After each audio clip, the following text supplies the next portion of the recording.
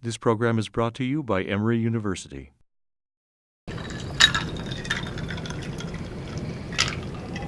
Imagine that you are a water molecule and you're in a glass of water and ice, and you're right at the boundary between the ice and the water. So a question you could ask is, how do you know if you're an ice molecule or if you're in the water? How do you know which phase of matter you belong to? And of course, it's very easy to distinguish between ice and water on a large scale, but if you're right at the level of a molecule, maybe it starts getting confusing right at that boundary. What we did was an experiment with small plastic particles in a liquid, and the particles themselves are analogous to the molecules in the water. And they can form into crystalline arrays where they form hexagonal layers, or they can form into liquid-like disordered structures. And we made a system where the two of them were put together. So we had a boundary between a liquid phase and a crystalline phase, but we could see that with the microscope.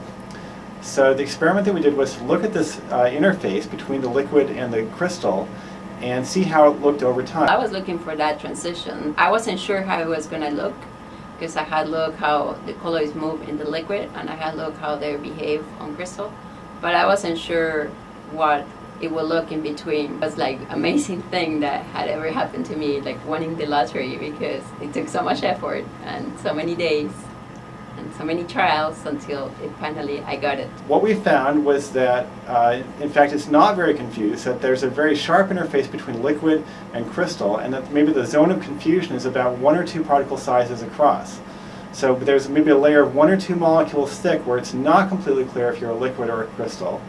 But other than that, it's very, very unambiguous. So this idea of the intrinsic interface was first discussed in 1965, and people have believed in this idea for a long time. These are the first experiments to visualize the interface, so we could really directly go in and say what's the details of this interface and exactly how thick it is. So that is the crux of the experiment that Jessica Hernandez Guzman did. The preceding program is copyrighted by Emory University.